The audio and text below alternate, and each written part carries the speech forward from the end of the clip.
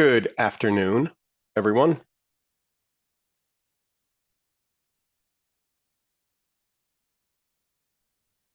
Bonjour, bonsoir, evening. How is everyone?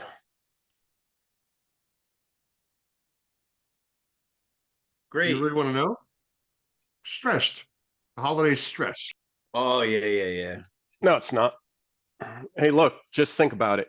Today's the 20th. Tomorrow's the shortest day of the year. They only get longer. Fantastic. That's right. It's the that whole vernal equinox and all that sort of stuff. Mhm. It's great. Hey, Jeff. Jeff, Yes, sir. how are you? I'm doing good, Bill. How are you? It's been a while. Just a little bit. Yeah, a little bit. Jeff.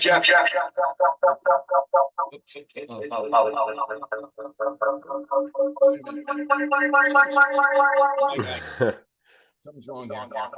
That's John. Yeah. I think we need a devibrator. I don't know what's going on.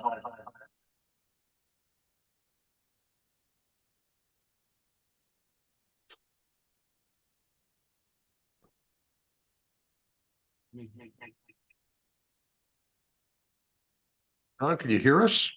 I can hear you, but why I'm getting this echo? Do you have your phone? You have speakers Nope. around, a mic? Nope. He's still muted.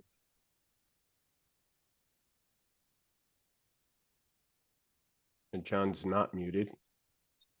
Uh, Uh, it shows it mm, is. You're on twice, John. So you have your Yeah, you're on twice. Yeah, you're right.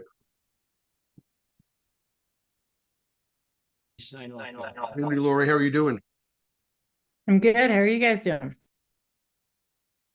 good. Trying to get into the holiday spirit. It's hard to do without snow, you know. Oh, please. Fine. Bah, You could humbug. always find snow if you want it. Ah, humbug is right. Only 5.5 hours away. That's just how I feel. That. A little bit better. Go ahead, give a test, John. Am I all right, Alan? Yes, you are. You are good. Yes, now. I can hear you. And we have a quorum here. We have at least five. 1, 2, 3, 4, 5, 6.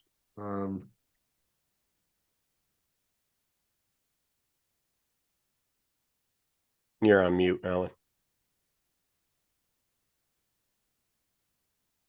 Still on mute, Alan. There you go. Yeah. So we'll open the meeting. We'll have a pledge of allegiance. You stand up.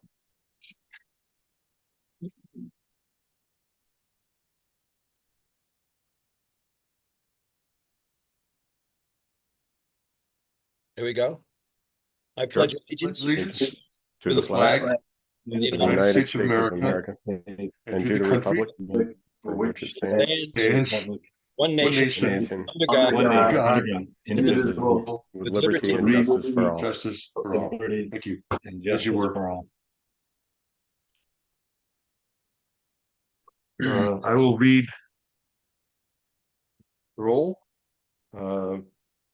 Matt Gifford. He's not present. Lori Jones, Present. Alan Kibbe here, Jeff Mangles, Here, McDonald, Present. Mike Matthews, Present. John Pinto, present. and Chris White. I called me earlier. He's not going to be able to be here. He's traveling for his family today. So we're there. Mission staff, is Jeff Stedman on? Jeff's going to be running late, Alan. He's got Okay. matter of fact, there's the Harbor Commission meeting in Greenwich that he has to testify in. They have to stop that They're the conflicting with our meetings, I think. We're the third Wednesday of the month. So I'll write a letter to someone in Greenwich. Amelia Williams? Here. Hey, there she is. Uh, Shellfish Commission, Stephen Bartosh. Steve. And is there anybody on the call from the Mayor's Water Quality Committee? I hear none. All right, thank you very much. Amelia, is there anybody for public comment? We don't have anyone attending the meeting right now, actually. So Well, no possible public comment. There's no public. no public. All right. Good enough. We'll move right on to the minutes. Lori, do you want to tell us about that? Yep, I'd like to present two sets of minutes for approval tonight. The first is our November 15th monthly meeting. I do want to make one comment about those, which is that I'm trying to figure out a way to unjumble all the names and sort of assign reason why people are attending our meetings. And so I didn't do it in the latest draft I sent you, I don't think, but I'd like to break out agents for applicants. So in that case, it would have been Jim Baychek and John Hilt. But break out those people so that we understand why they're attending the meeting. They don't necessarily have company names associated with those two in particular. Well, Jim does, but not John. But anyway, just have agents for applicants, and then we know they're representing for the applicant review committee. Well, we need perhaps notification from Tom Ryder. I guess he's Land Tech, represents Land Tech. Is that correct? Yeah, so where there's a company name, I'll definitely put it in. But I thought if I just broke those out of the batch of others, because other right now, Bruce is in there as harbor master, like other roles that are different are in that batch of others. Is everybody comfortable if I just break those out into their own little group at the top? Okay. I think it's a great idea. I'll start that next month. Anyway, so is there a motion to approve the minutes from our November 15th regular meeting? Make a motion to approve the minutes. Second, Seconded. Second. any discussion? All in favor? Aye. Any opposed? Great. And then the second one is to approve the minutes. Do I have a motion to approve the minutes from our special meeting on November 27th? I'll make a motion, we approve. Thanks, Chris. Second, I'll second. any discussion? All in favor? Aye. Aye. Any opposed? Great. Both minutes are passed. Thank you. Thank you, Lori. Moving on to application review, Dr. Pinto, you have the floor. All right, no, thank you very much, Chairman Kibbe. Mr. Hiltz was the representative for the first application at 18 Tennis Circle. He is running either late or, oh, he's here. Right here. All right, great. Oh, sorry, John. You're at the, you're at the end of my list. I'm doing the same thing I did last time. I got Greenwich and you guys at the same night at the same time. I explained to Chairman Kibbe that there's a conflict with Greenwich and Norwalk, especially on the third Wednesday of every month. Any event, Anyway. the 18 Tenetta Circle application is a pre-submission application consultation form, and the applicant Brandy Stroll proposes to replace an existing dock facility with a 4-foot by 60-foot pier supported by pilings.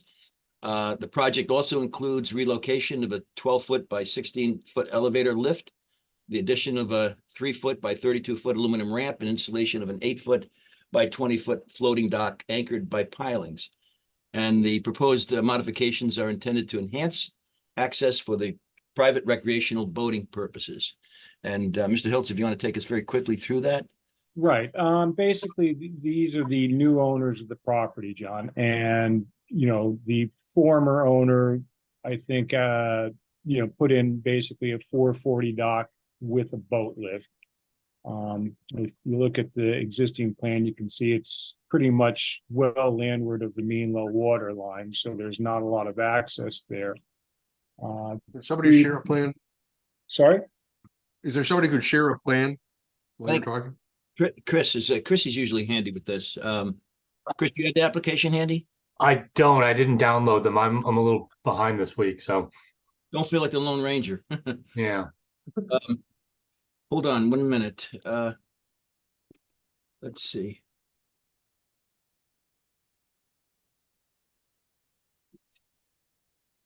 Um,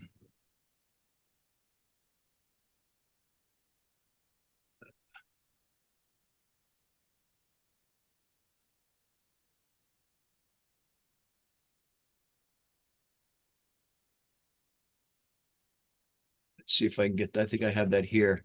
Just 1 minute. All right. Let's see. Can I share my, let's see, share screen? And I think so. hold on, let me get right here. And we're going to share. How's that? There you go. There we go. So There the you go. That's the existing.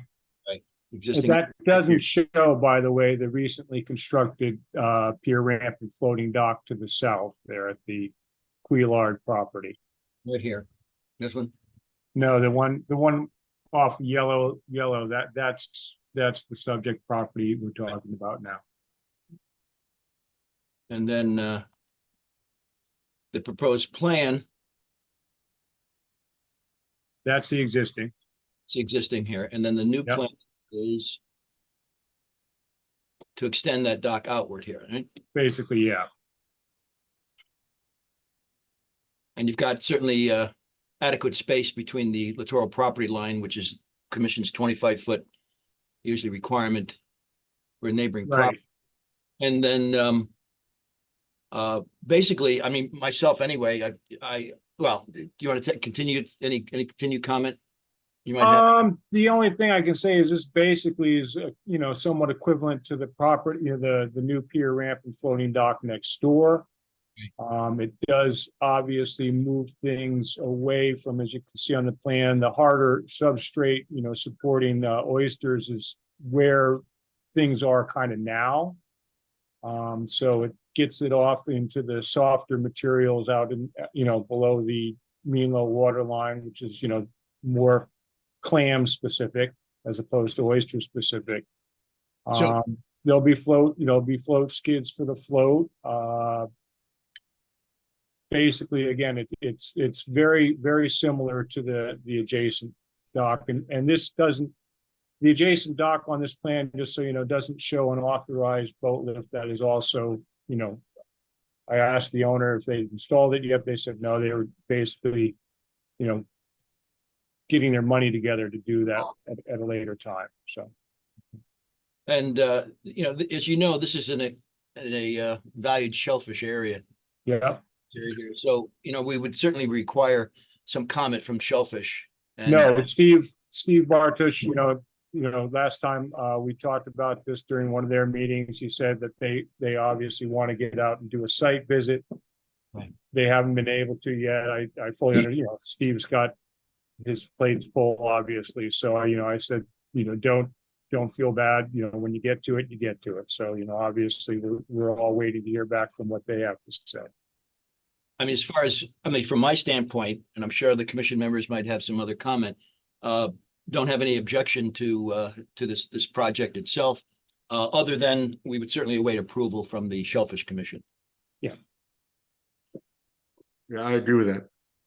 Commissioners, anybody have any other comment? I'd agree with that. So, all right, so anyone would like to put forth a motion with regard to perhaps maybe Lori or someone? We have no objection to the project moving forward, pending approval of the NOAC Shellfish Commission. Sure, I'll put that motion forward. I'll second that. All those in favor? Aye. Any objection? Proposal? Extension? Okay. All right, so moved. Great. John, we'll get that letter out to you. Thank you. Thanks. And, and if there's something comes up with the, obviously with the Shellfish guys, we can come back and revisit it at that time. Right. Any response I need to send to them with concerns or comments, I'll copy you all on. Okay, no, thank you very much, John. Right. All right, Sure. guys. Merry Christmas. We waited an extra month for this too, because you were supposed to be on last month. That's all right. No, John, you need an agent to manage your time. What's Yeah, that? You need an agent to manage your time. Yeah, you know. I need appearance fees. That's what I need. yeah, there you go. Hey, everybody, have a great Christmas and happy You New too, Year. Great John. holiday. Thank you. All right, You too, good to see John. you all. Take Take care. care. Good seeing you. Bye. All right. Our next application is 32 Short Haven Road. And it's another pre-application consultation form. It involves the construct of a residential dock with a boat lift. The fixed pier will extend to an elevation of 2 contour. It's a elevation of 2 contour instead of the mid-low harbor mean low water line, an elevation of minus 3.72 feet, which is approximately 97 feet waterward. Mr. Was it here? Who's here from Land Tech? Tom Ryder here. Mr. Ryder, I'm sorry. He's here from Land Tech to submit the proposal. Good evening, all. If it's noisy in the background, I'm sorry. We're actually having our Christmas party in the same office here. So sorry if it's a little noisy. But I broke away to meet with you guys. Here is the aerial. This is a subject property. We're proposing a dock in this area. And I will get you right to the proposal. It's like I said, it's a 82-foot fixed pier. And instead of the owner didn't really want a long dock that stuck out everywhere, and he didn't really care about maximizing water depths. So what we did was we had a fixed pier here, and here's the mean low water line, and this is 90 feet difference. So this is actually pulled in 95 feet from the mean low water. As you're aware, we could have gone with the DEP from fixed pier way out to here, but the owner didn't want that. So then we have a ramp and a float and a boat lift to keep the boats out from the scour from the sediment. It's pretty straightforward dock and design. I can answer any questions, and I also have profile sheets if you'd like to interested in that. Yeah, again, they have a little bit of alteration as far as the harbor management plan is concerned, is that the dock is 11 feet from the littoral property line. We went through that with Army Corps. We have a letter from the neighbor stating that that's fine. Right. Now, you have extenuating circumstances as to why that should be that close to the property line? Well, we do. We went back and forth with DEP on that, and the actual length didn't really matter that much. It seems to be all parallel striations. So what we have is this little cut in here, and the way for accessing the dock just worked out. Really, is the only place in the property that we could access the dock, unless it was way over here, which would have the same problem.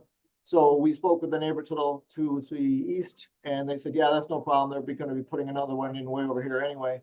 So if they did put one in, it would be way over here. So they had no problem, no objection with the letter.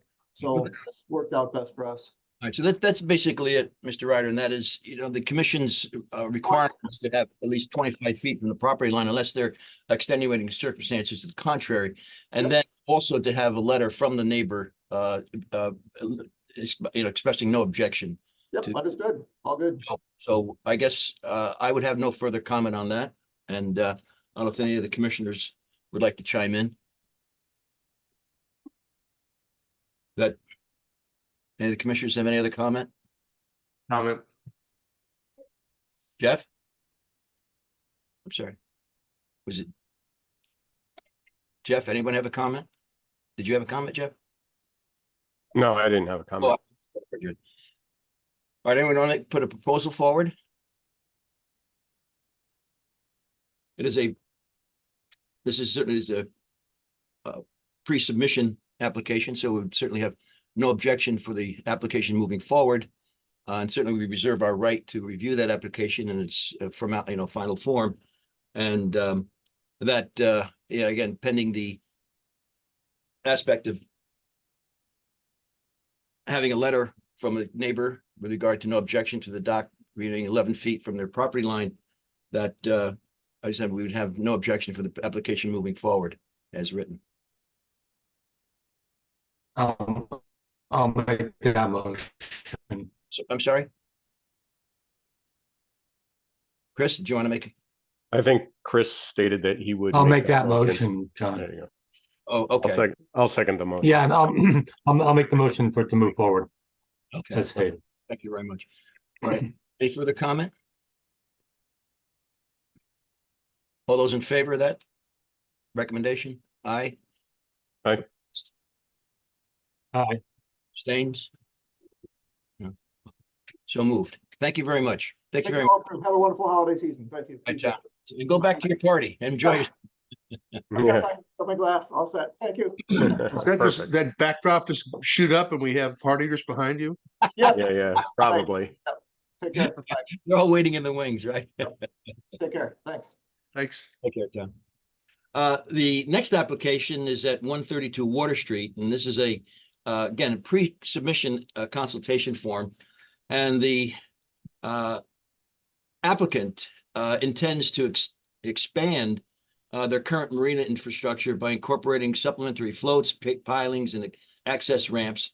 And the proposed addition encompasses a 5-foot by 258-foot float, accompanied by a 3.5 by 30-foot access ramp and a piling at the channelward end. Additionally, what they propose is to have a 7-foot by 160-foot float featuring a 4-foot by 30-foot access ramp and multiple finger floats by of varying lengths with a piling station at the end of each finger pier.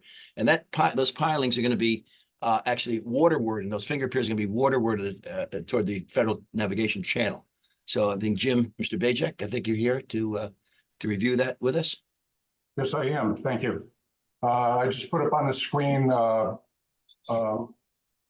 one area of where the additional floats are going to be. This is the north end of the property. We're not seeing that, Jim. Oh, you're not? Yeah, Your directory. you're sharing your directory, Jim.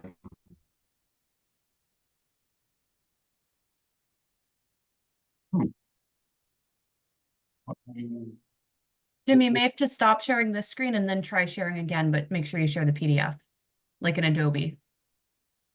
Yeah, like open it up. And let me get out of this.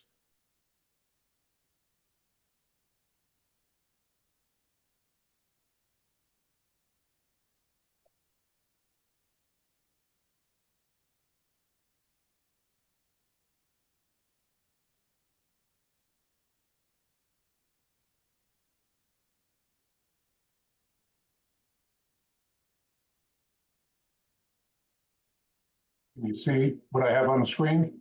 Yeah, no, Jim, No. if it might help, I have it here for you. Okay, why don't you do that? Let's see if I can do that here. All right. You cannot share. Are you gonna stop sharing, Jim? Yeah. Hold on. There we go. Okay. Let me see here. Where are we here? Right here. Share. Share. You got that? There you go. Okay. So, this is a 132 Water Street. Let's see. That's existing conditions. This is the existing conditions. What we're looking at, here's the channel line over here. And obviously the harbor bulkhead area over here. And this is actually in 2 sections. Is that correct, Jim? Yeah, we have to do it in two plans to fit everything in. So this is That's the north end. That's the north end here, right here. And this section shows here, this is the south end where actually this is, I showed up, well, showed a yacht club, it's here, right? Yep, that's correct. So that's the existing structure. And then what you plan to do, as I see here, is this is the north section here where you're talking about this entire section here, this walkway here, bulkhead on the side over here. And then your dock extending out this way here. Right. This is in front of the building where we reviewed those 3 apartments in this section here previously. And then these are the finger piers that are out here. And then going to the south end of the structure right here, here's a channel line here.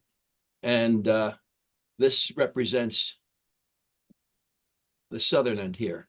Right, and that area is subject to the COP application that we had previously discussed Right, a couple meetings ago. that's this area right in here. That's correct. Right, yep, What, right, and then you have your extended docks here. These are gonna be replaced here.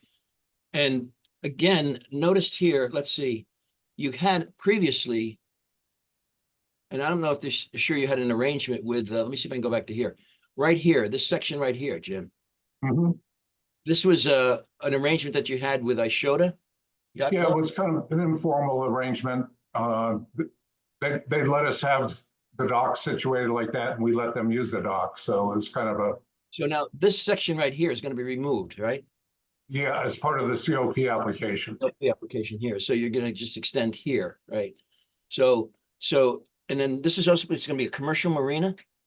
Yeah, right now, I think everybody pretty much knows the site has historically been used more for, you know, the shellfish boats and, you know, the large commercial, you know, boats in the area and that sort of thing. Some lobster boats have used it in the past. Now it's going to be converted to rent slip rentals. All right, so So now- we're going to be adding about 16 slips with these changes. Now, this is pretty much the same as you've had before, correct? This area, Except for the access ramp, we're widening it to 3.5 feet instead of 3 feet. That's the only change down in this area. That's this- part of the structures dredge and fill application. and this is right on the Ishota littoral, this boundary line here, is that correct? That's correct. And is there any further arrangement with Ishota Yacht Club with regard to the mooring of member vessels? Well, actually, most of this You had that arrangement before, the right? South Basin area is rented to Ishota Yacht Club members. Oh, okay. So this is all still maintained, actually remain as rental area right in here. That's correct. I see. Okay.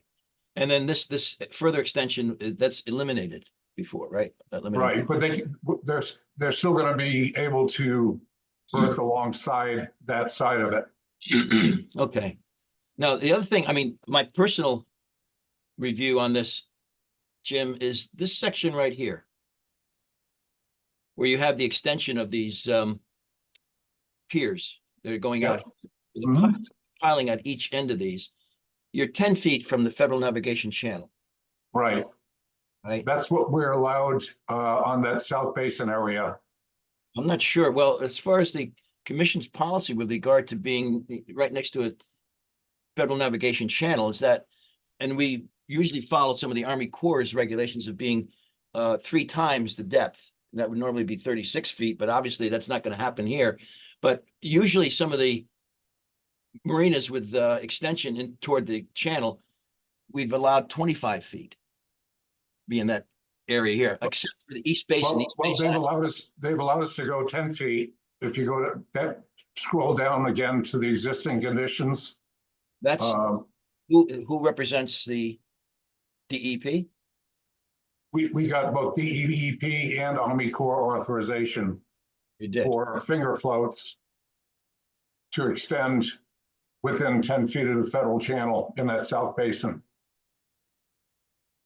Oh, you have to scroll back up. And you got notification. Actually, the finger floats aren't shown on the plan, but if you could just go a little bit more, yeah, Up more? a little bit, yeah, right there. You see the big key that we're talking about on the south end of the property? Right here? Well, there's a permit that was issued by both the Army Corps and DEEP to allow finger floats to extend towards the federal channel off of that T. And the finger floats could be no closer than 10 feet from the federal channel. Well,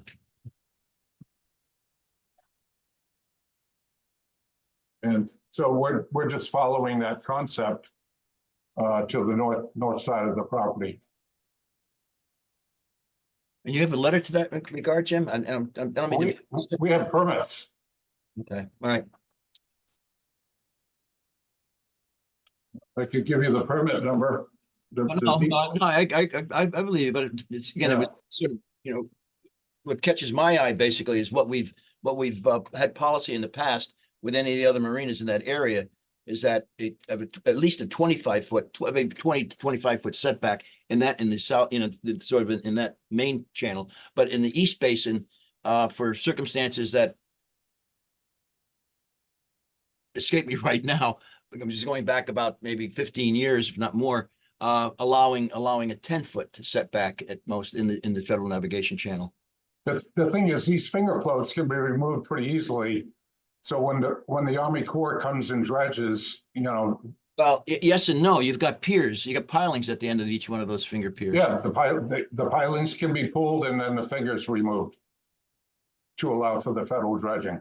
They would certainly go ahead with that.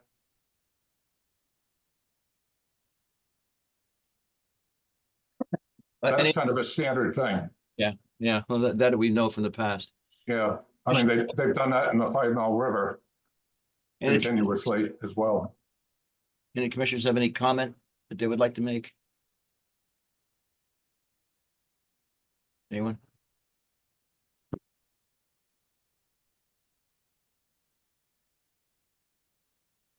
And we do have a consultation form that we submitted to the Army Corps. We haven't received their comments yet back. Okay. So what's the overall increase in square I'm sorry, Chris, you're footage breaking up. of dock there? Or slips? Are you asking what the overall length of the float, the new float will be along the north end? Well, we're changing the area of floats. Right. Well, we're adding floats where floats weren't before. Right. So along that north side of the property, Well, not that's going to be a 5 foot by 258 foot float. right. You're talking right in here. Yeah, that's 5 by 258, right along the north side. Right. What's the approximate length of those fingers I'm looking at? They're very, very, Alan, from 23 feet up to 38 feet in length. Okay.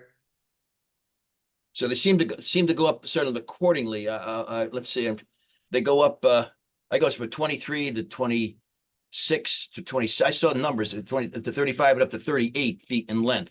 So they go up sort of like on a diagonal. Yes, 23 on the southernmost finger, 27 on the next one to the north, and 31 would be the next one, Right. and then 34, and then 38 for the 38. northernmost. Northernmost channel right here. This is with 38 here. That's correct. Yeah. So it's going to vary in length as it increases northward. And that'll allow for different sized boats. Yeah. Well, Yeah, the only caveat there is that the vessels have to stay who are docked there. Do they have to stay within the length of the finger? Obviously, that you don't have to have a finger all the way to the stern of your boat if you're bow in. well, that would be a concern of mine as far as, how far those boats are going to extend beyond those piers, beyond those pilings. Well, yeah, and the main concern is not entering the navigation channel. Well, they can't be within that 10-foot setback. They can't hang into that 10-foot setback. Well, they invariably will if it's a Well, 30-foot boat on a certainly 20-foot slip. certainly that's a concern. When we met with the Shellfish Commission earlier this month, they asked that question, whether the boats would extend beyond the fingers that are being proposed. And I consulted with our client and he confirmed that they would not extend beyond the fingers.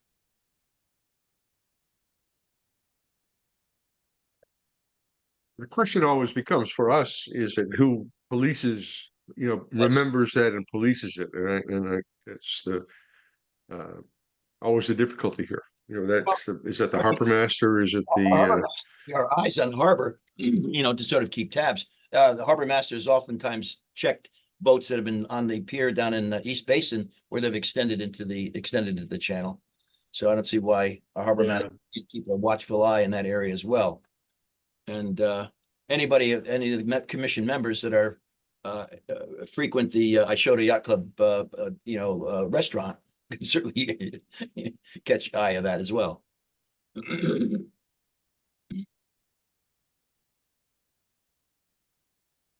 All right,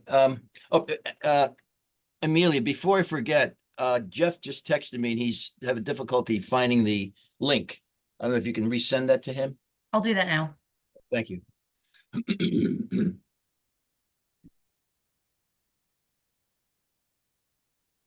So And- is, we don't have, so I was asking what the square footage of the new dock, as compared to the old, but if we don't have that, do we have the number of slips in the new dock as opposed to the old marina? These additional docks would provide 16 additional slips.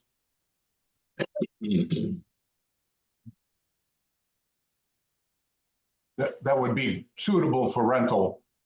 You know, there are commercial, the commercial use of this area, it varied, by the size of what vessel was using, tying up to the bulkheaded areas there.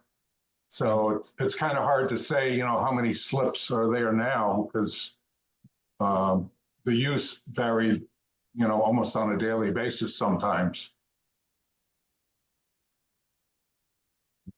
Well, Yes, in the boats tying up along the river there are parallel to the coast. They're not in against fingers in front of the building there. They're Well- all parallel to the channel. Right. It's a I different mean, way to look at it.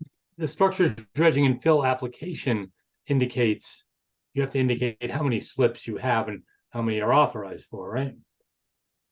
That will be in the application. We haven't submitted the application yet because we have to go Right. through this pre-application consultation first. Okay. well, I guess under the circumstances, you would like to make a motion to move this application?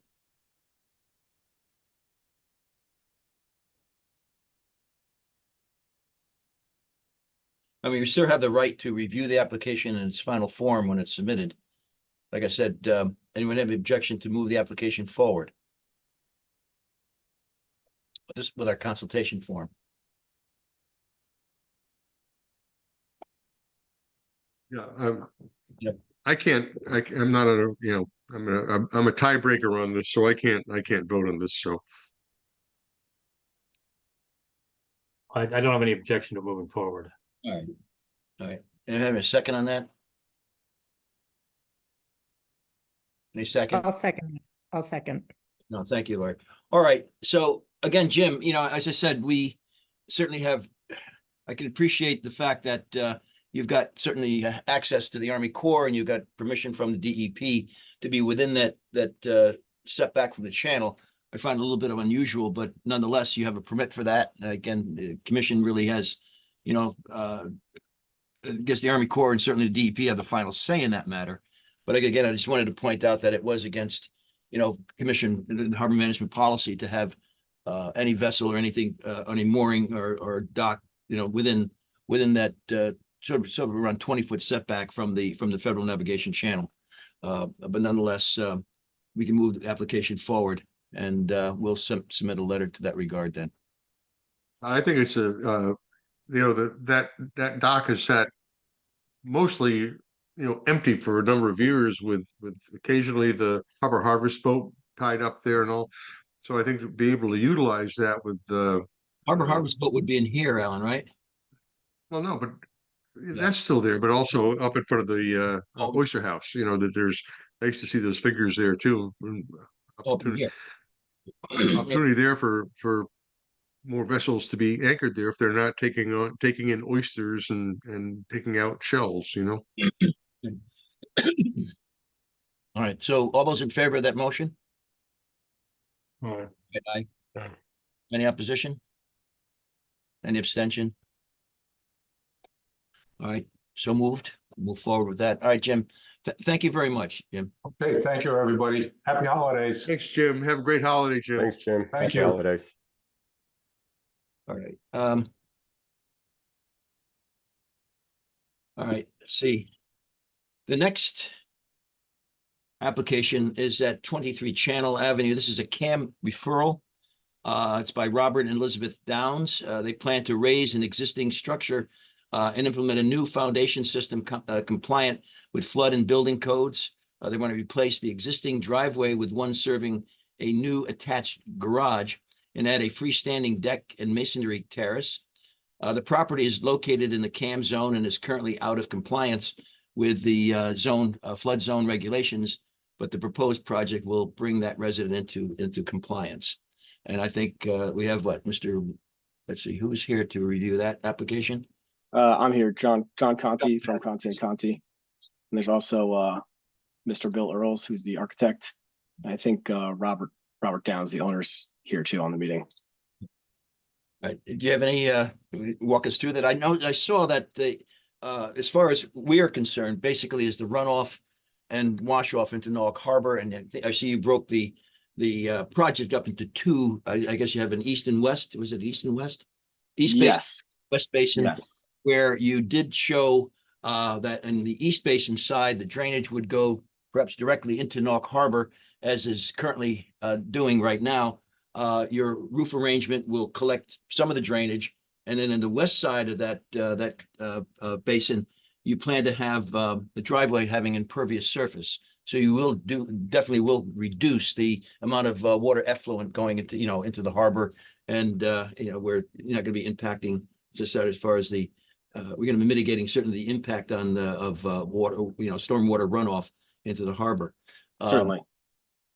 So other than that, I read through the drainage report, and everything seems to be in accordance with what the commission usually requires regarding minimizing stormwater runoff into the harbor, and along with your implementation of the proper construct around the site so that no debris or any material during the construction process goes into the harbor. Correct. Other than that, I don't see any project, I should say problem with that project moving forward. So Sounds good to me, Dr. Pinto. anybody have any comment on that? Further comment?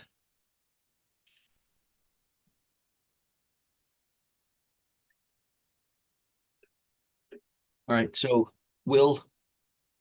and it is, as I said, part of the improvement with regard to minimizing the amount of water runoff is certainly consistent with the harbor management plan, and we can certainly indicate that as a caveat in the referral that we're going to make to you. And there's also, just to build on that, there's technically a decrease in impervious surface of about 380 square feet Right. from existing to proposed. Yep.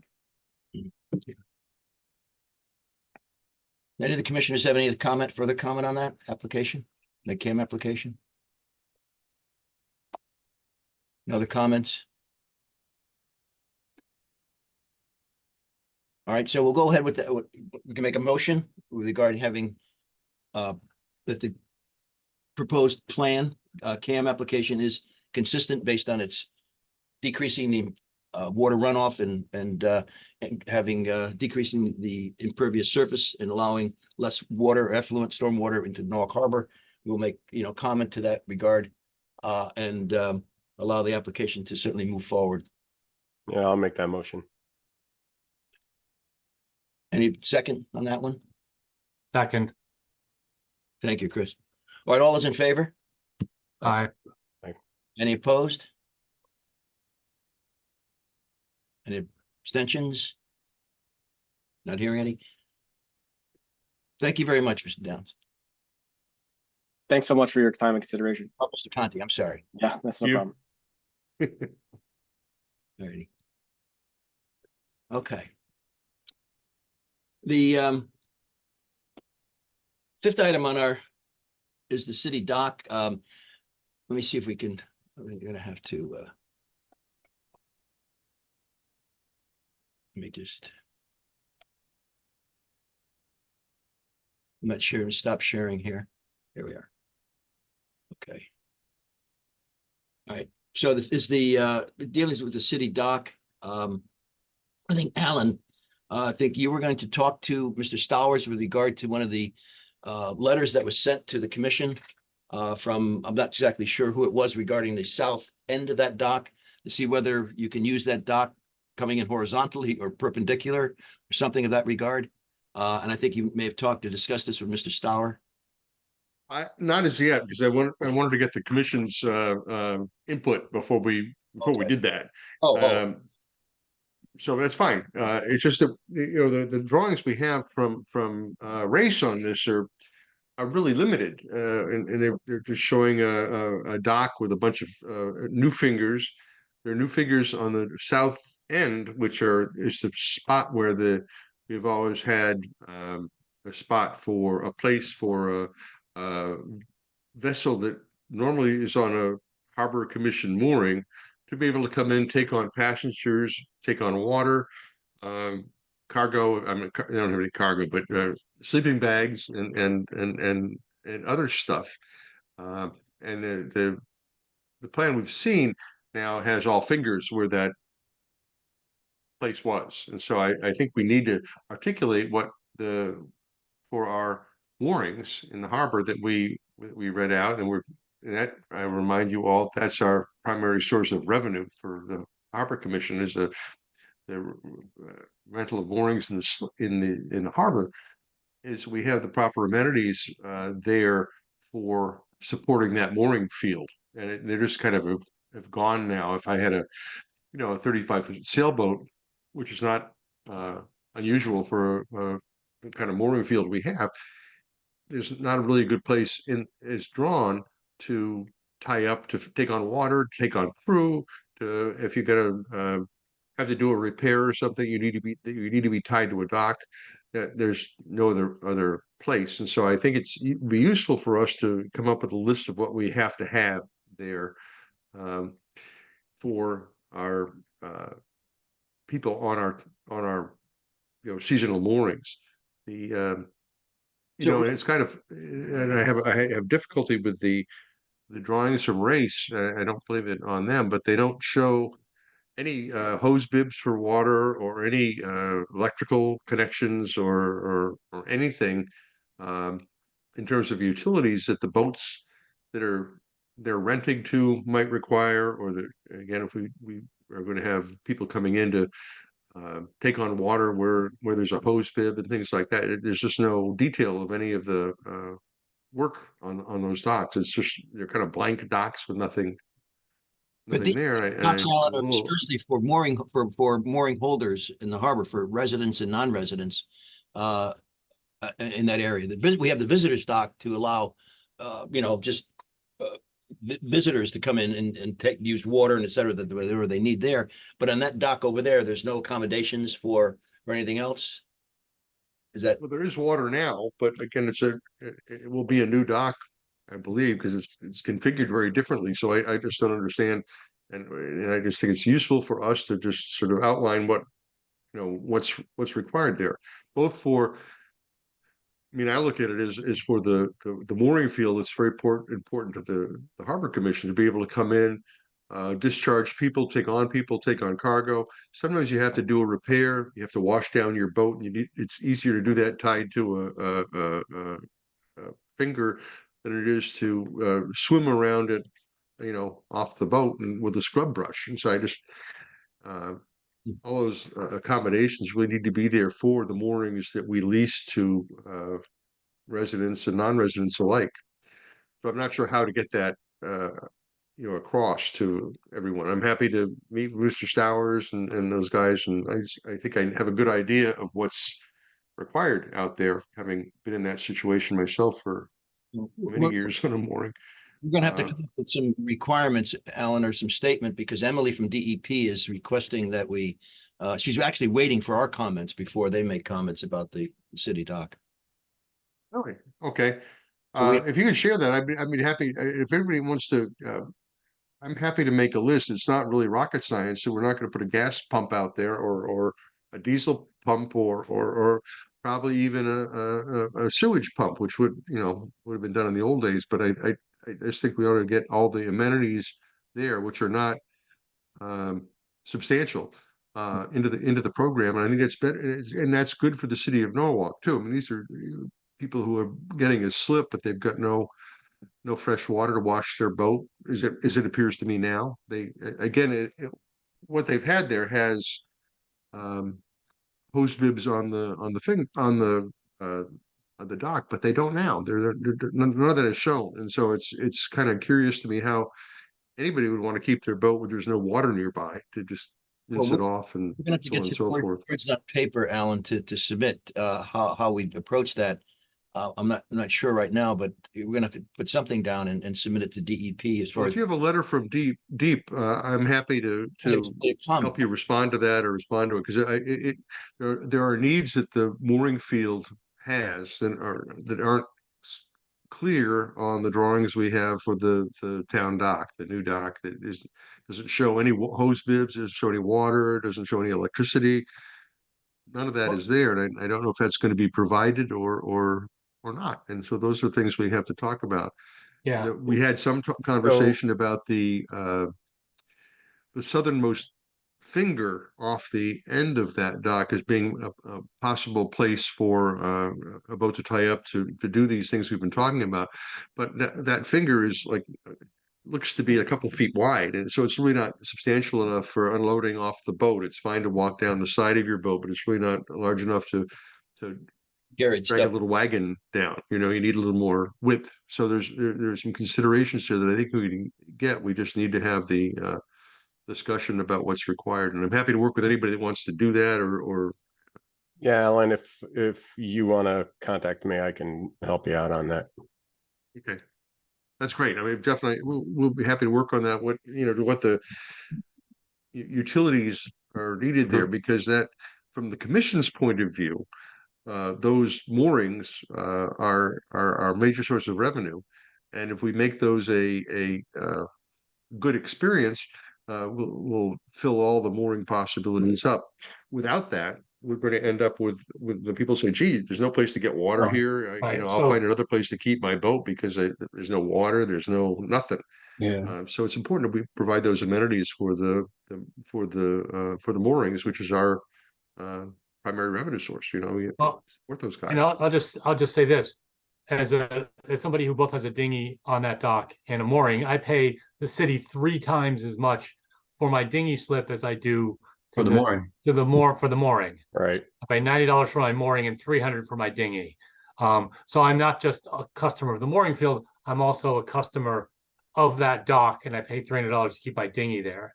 I'd be very surprised if they neglected to put water and water and power, because there is that now, and it's meant to be a replace in kind contract. I am more concerned about the programming of it.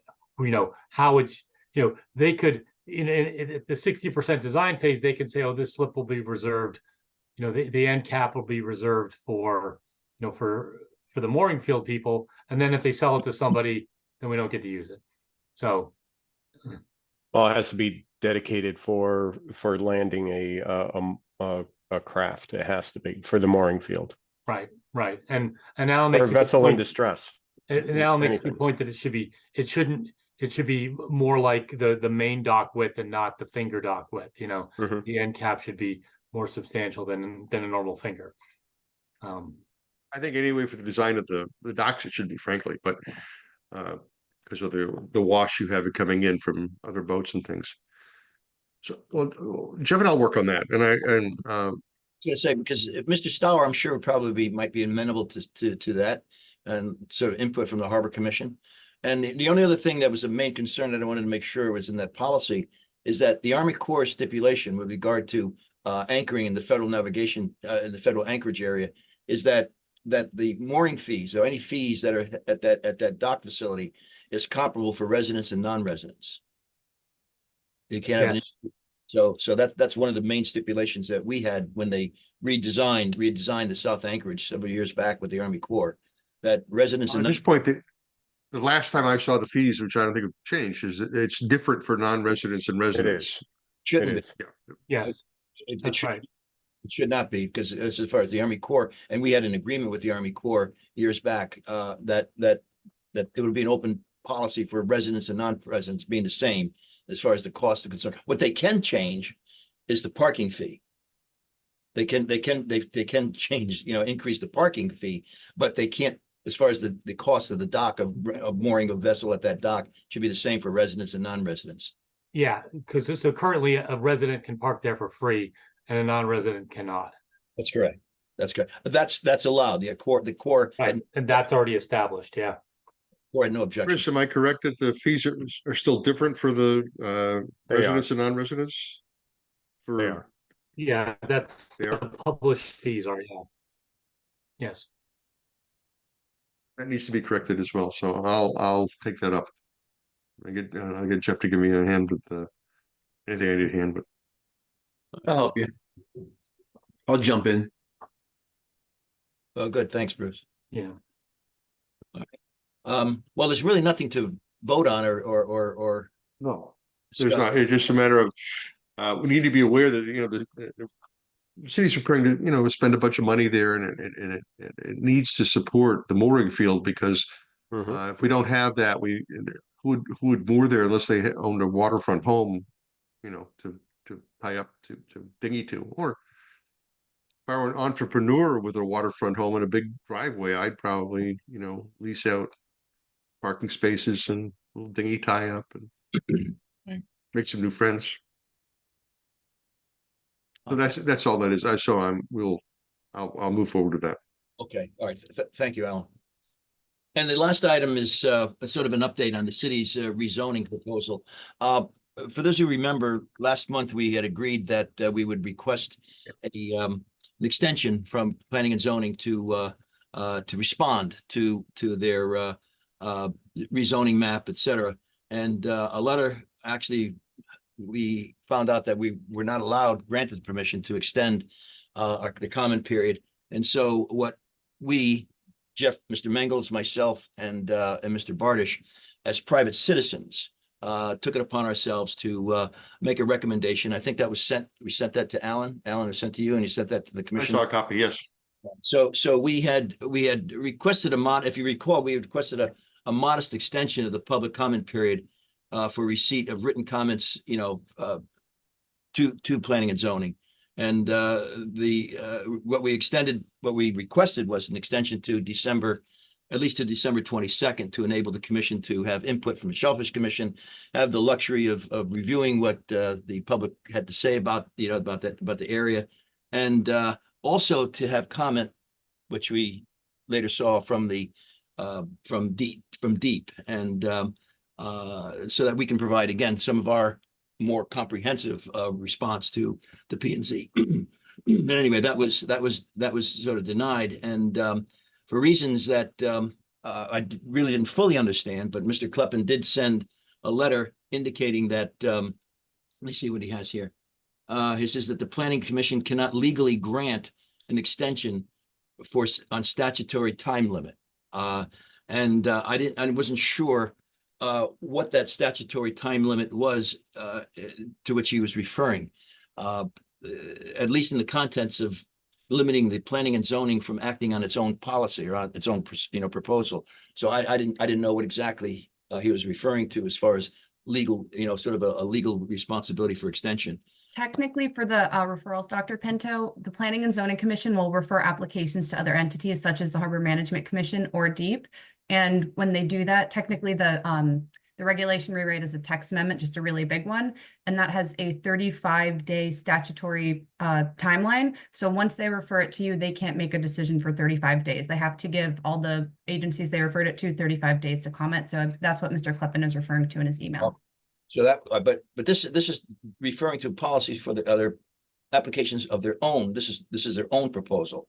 I could see that being for some other agency, for the state agency. No, that's 35 days also for planning and zoning on its own. My understanding is that regardless of who the applicant is, the statutory timeline still applies. Okay, so I thought maybe the planning and zoning could act on its own policy, its own proposal, and give the extension.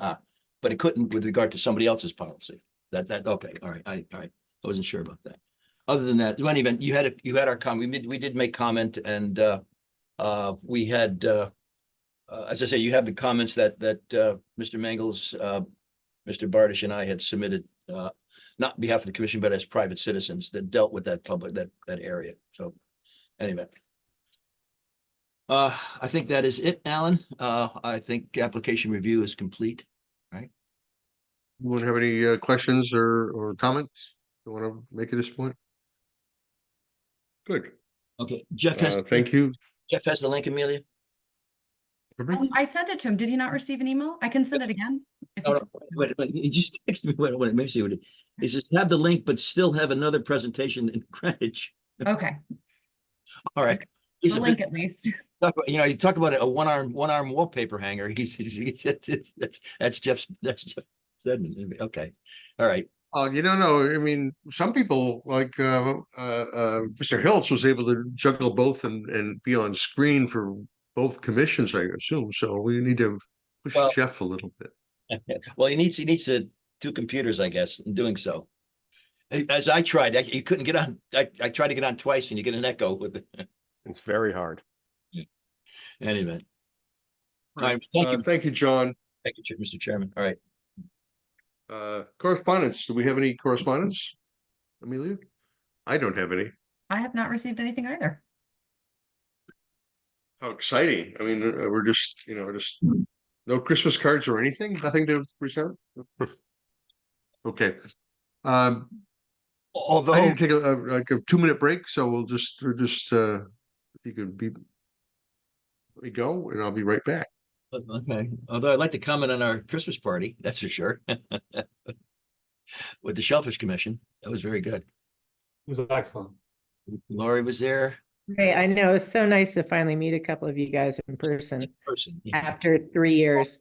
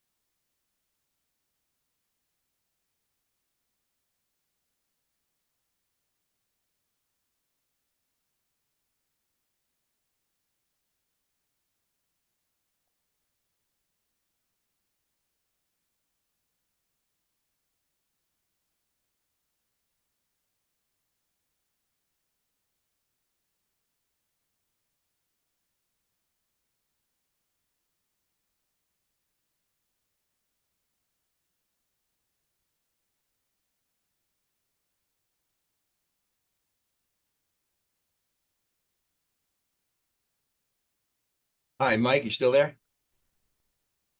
Still there, Mike? You there? Yeah. Oh, you missed one heck of a Shellfish Commission Christmas party. You would have thrilled with the oysters that they had.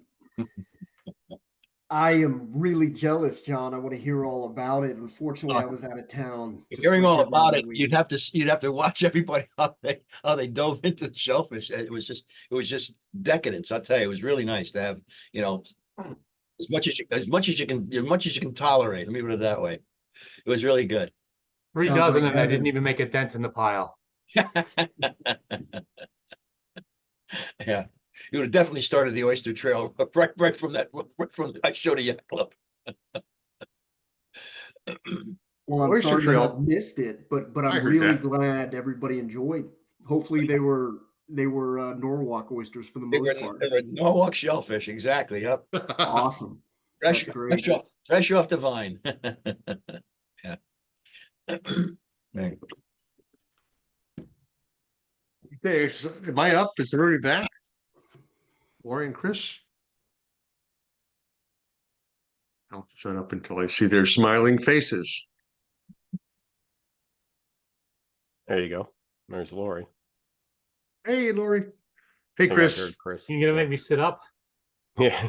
Oh, come on, you can lie down. You have a Not modern saying that's what's apartment happening when there. my camera's off, but I'm just saying. You know, I can turn on everybody's camera because I'm the chair, without the little light on the next to the camera going on. So be very, very careful. There you go. Yeah, there's a slider here, so I can. No, there you go. You have a shutter? Yeah, That's amazing. most of them do. So- It's an IBM, so it has one right in front of the camera. There's a little shutter. You can close it off so that people can't take over your camera. Yeah, that would be You terrible, can buy them I in the suppose. store. My kids gave it to me for Christmas a couple of years ago. It's called like Shut Eye or something. They did stick it right over their camera. So you can't have peeping Tom there. Huh? It's up to whatever it is. Yeah. Okay. This new technology, I can't get used to some of this stuff though. The Dell, not an IBM. It's the whole No. freedom of information is just Secure amazing how passwords, much you'll be okay. how much stuff is out there is just kind of scary, and how it just floats around, and it's amazing, more stuff because it doesn't get stolen or ripped off. I'm always amazed. Oh, so it's Knock my wood. turn. Knock wood. It's my turn. I just like to thank the Shellfish Commission, who's not represented here tonight, but for the holiday gathering that I showed. It was a great time. As they say, a good time was had by all.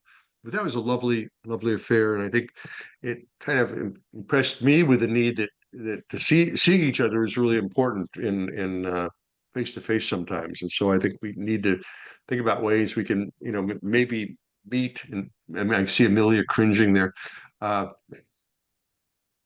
Can meet face to face sometimes. It would be great to be able to do that, and and find some other venues where we could all get together. It doesn't have to be City Hall either.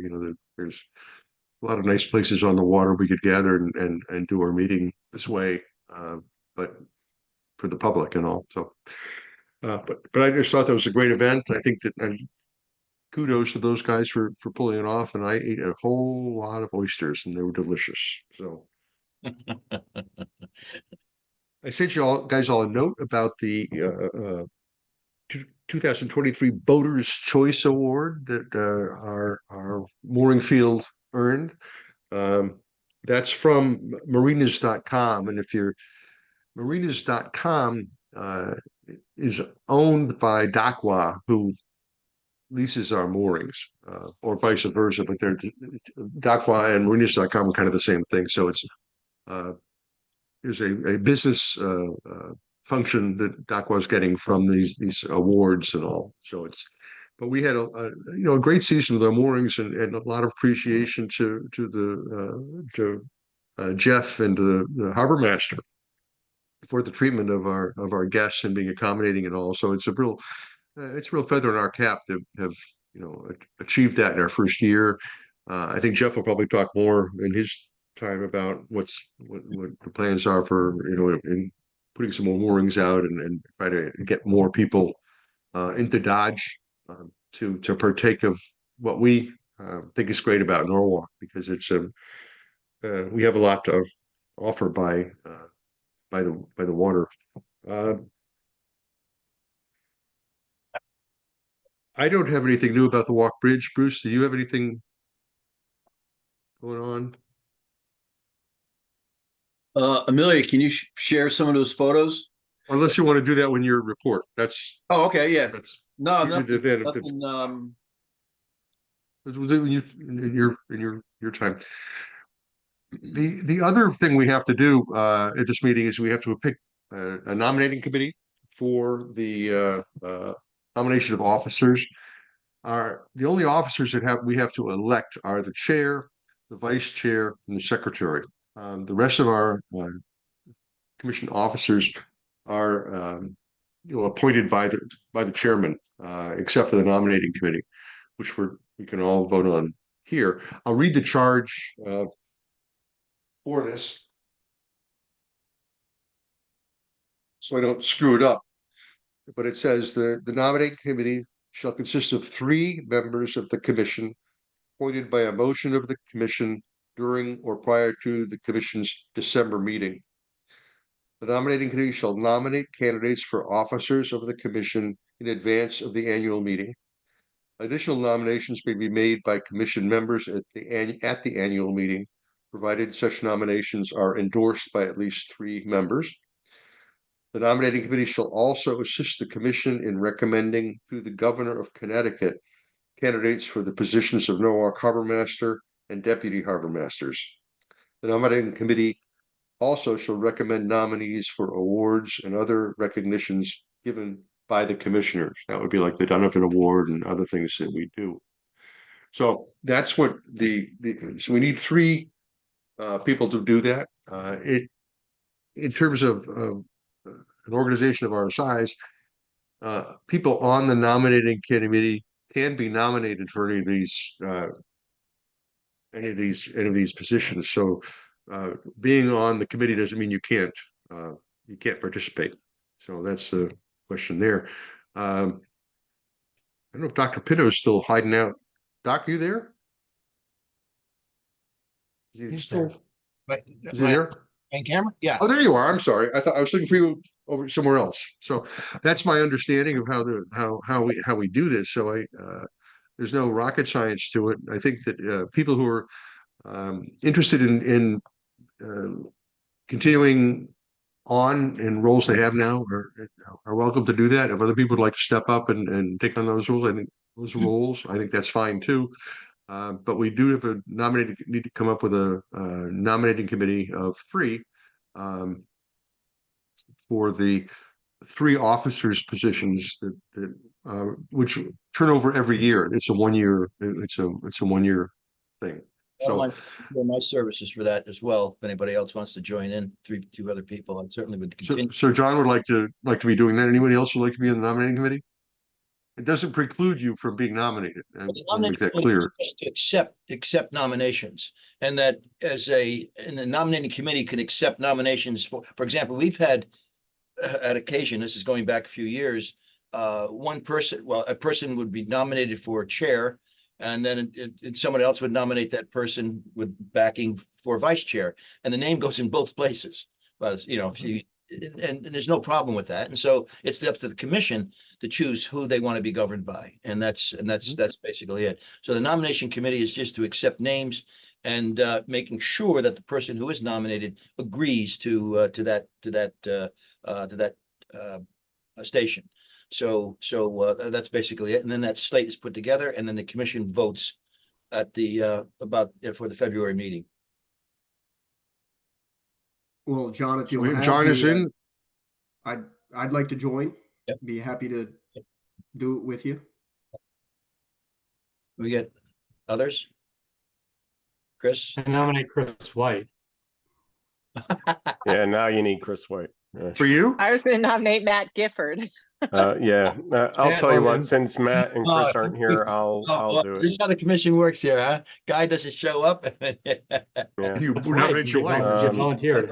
So We have John, seeing that they're Jeff. not here, yeah, I'll do it. Mike, And Jeff, you said Jeff?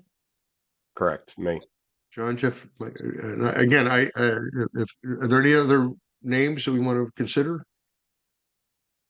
That's three, yeah. Chris or Laurie, Amelia can't, and Bruce can't, so that's the. So there you have it. That's our, what? So that's our nominating committee, and as far as I think the committee would elect their chair, whoever wants to produce a slate at our next meeting in January, and then our vote is in our February meeting. The nomination committee doesn't elect, they suggest, They nominate, they suggest, get names. and other commissioners can throw names in the ring at our next meeting, or even at the time we vote. We got I got responses back from other commissions, in all fairness, Alan, where they're having a problem with the nomination individuals. Where the nominating committee thinks that they nominate and they have the final say as to who is chair, who's vice chair, et cetera. Oh. And I find that not to be equitable, at least it is fair to people who, so. No, I mean, I think the nominating committee nominates, and then the commission One person- votes as a whole, one and person- people can be nominated at the time of the ballot as well. That's correct. And the thing is that in this actually this particular commission, that the chair, the person who nominated had his name nomination for chair, said that he didn't want this person is nominated as vice chair, and that defeats the whole purpose. I said, well, this is not but Yeah, you can't do that. At least our system was working, and I commented about our system and how we work that being fair and equitable, so that the commission finally decides as to who they want to be governed by, or be. I would be honored to work with anybody on this commission for any of those jobs. I think Yeah, a lot of us absolutely. feel that way. I think that's what's nice about our organization. So Great bunch of seagulls here. That's right. bunch of seagulls. Is your name Jonathan? Jonathan Livingston. I didn't know you were here. All right. So our nominating committee is John Pinto, Jeff Mangles, and Mike Matthews. Is that correct? Yeah. Everybody's good with that? I guess we should probably say aye. Aye. Aye. Any disagreement? Okay. Anybody Do- not want to? Do we need a motion to approve them or no? I guess we probably should have a motion. And I'll make a motion to approve those three, John Pinto, Jeff Mangles, and Mike Matthews for our nominating committee. Second. I'll second. I agree. All in favor? Thank you. Aye. Opposed? Are you opposed, Lori, or are you just lagging? He's lagging. You're lagging. Okay. Lagging. Lagging. Sorry. Lagging. Your picture lags, so your hand was up in the. All right. I made so the that is- motion. Yeah. Well, I won't say it. There's something, you're always allowed to change your mind. So that is the end of my report, and that's accomplished. Now it's time for other reports. Turning the page, Harbor Master, Mr. Lavallo. You're on. Thank you, Mr. Chairman. I really don't have anything to report. I, along with yourself, we attended the meeting down at the Walk Bridge. They were closing the east side of going underneath the railroad bridge from the beginning of December to like the 6th of January. So that's moving forward. They talked about in the near future, they're going to start working double shifts, 7 days a week, all around the bridge. I think to take out the bulkhead and all the other good stuff. I received a complaint last week. Someone thought that they had both passages closed. I tried to reach out to people down there, and I just ended up going down. And what it was, they were just unloading material to the Maritime Center where the theater used to be. They were just unloading some steel. So they had a barge, obviously, and they were unloading, but there was still access. I mean, the police boat's right there. So I think that person just wanted to make a complaint, I guess. But Amelia, if you can, Amelia, did you get that video I sent you? I Yeah. got a file, but there was no video. It just Okay. played music. So this photo here was taken from our drone by Deputy Harbor Master Owen Lee, and that was today. So it shows the they got the new second stage area dock in. So that's going pretty good, I guess. And let's see what you got. The next one there. So this was the complaint that I received. They thought that the barge was closing off the west side of the passage. You can see the right side's already closed. That they're working on the east channel side. So I took these pictures. I went down and took them.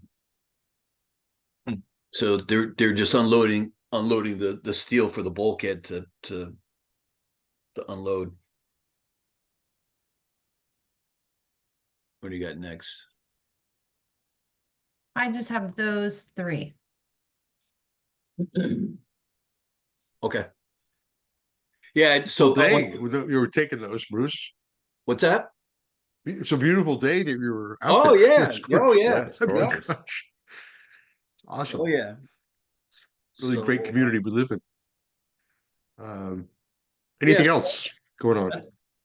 That's it. I've been in contact with Commissioner Mangles. We're gonna go through some of the mooring rules and regs, try to update them. And I don't want to take his thunder, but like the Field of Dreams, there's a plan to put some more transit moorings. This was a trial run, and we definitely need to put a couple more moorings out there, because it's people love coming to Norwalk Harbor. Nothing but great reviews. A lot of it depends on just I think you guys are doing a great job with that. I think a lot of it depends on the communication, with the boaters who are coming. They feel that if they get lost, there'll be some support to help them, or if they're confused or have a problem, there's someone they could reach out to that will help them. And I think it's a great adjunct to the city docks we have for people who like to be tied up to a finger and step onto a dock. And this really complements that. So Yeah. so maybe we'll get to a point where we can sell trips on the Harbor Master vessel to go to shore. I don't know how we Yeah. ensure that, but Yeah. it's thinking. all very. And just to add, Commissioner Mangles was able to get me access now to the visitor dock boathouse down there now, so I'll have a little cubby hole, so I can go down and some weekends hang out and just throw my charisma out there to the boaters that come into the dock. I laugh, but I think that's a whole part of people wanting to visit somewhere is kind of the experience. It's not just how good the food is, or it's that the people are friendly, that if something goes wrong, there's somebody who's going to point you in the right direction or try to get you help and things like that. And I think that's Agreed. what we need to be Agreed. known for, and we can be known for that. So we're all Agreed. we're And nice I think people. a lot of the reviews specifically mentioned Harbor Master and Jeff Yes. Mangle too, which Yeah. is kudos to you guys. Yeah, Yeah, it's I mean, it's- important. That's important to at least to touch base with them. Hey, how was your stay? What this is a trial run for us. What other ideas? And some were saying, hey, the moorings are too close. So now we have something to go by, and we'll go out there and make it happen. So I already talked to Norm Edwards. He's got some 2,500-pound mushrooms. Maybe we can put 2 out there, and we could bring in a bigger vessel. 2,500 And long pounds term- would be a battleship. Yeah. So But long term, we want to that even that mooring area can be made a little bit larger without a little negotiation with the shellfish guys, and if we need to do that, Yep. just There's a plan in place. There's a plan in place. Yeah. We just gotta go out there and And we have a little momentum and we need to feed the momentum and be nice. And I think, Norwalk has so much to offer from the waterfront now in terms of the Washington Street, the mall, the Children's Museum, the Maritime Aquarium, all that stuff makes this a good destination for a family trip. You can come and do all these things that you don't have to just, sit on the beach or something or go to sit in a bar. I mean, it really is pretty neat. So I'm pleased with that. let's see, two other things. I talked to somebody at Chiambro. I was just following up if they applied for the permits for the signage and whatever other buoys are gonna put markers for these barges, and I haven't gotten a response back yet, but I'm working on that. And just one other thing, just a little note, because of the harbor master boats getting used a little bit more, we start thinking about maybe a motor or something. There's the power trim is starting to leak on it. That boat's a 97, so just beware. I don't know what we're going to do about or what the plan is for an outboard. So we need to think about that, or do we get a new boat with an outboard? It's just food for thought. Right. I think we should all be just keeping our eyes open for that too. Chris. Well, it's not next year's budget, so we can certainly talk about it over the next year and get the funding in place for 25-26. Yeah. Like I said, maybe it's just food for thought. I just want We certainly have a maintenance budget. We don't have a new boat or a new outboard budget. I'm not sure if it's eligible for small harbor, for the small harbor, these grants that we have access to. I'm sure we could probably make an attempt. I talked to Joe Salvatore about that. Yeah, I think we can find somebody else's money to spend on it too. That's always a good plan. But I think that if we need it, we should plan for it. It's certainly justifiable with regard to the amount of work that Norwalk Harbor is doing. Our harbor masters are doing in Norwalk Harbor with regard to the Walk Bridge project. That was already made known, and I already got comment back from the governor's office, about, and that's what gave us again the two additional deputy harbor masters. And on that note, what's happening is because I've been talking with the Coast Guard out in New Haven, Eaton's Neck, and they want to utilize the harbor masters a little bit more. Hey, can you go out and check this for us? So there's a lot more things coming in, which I like. Show that hey, we're being used. Yeah.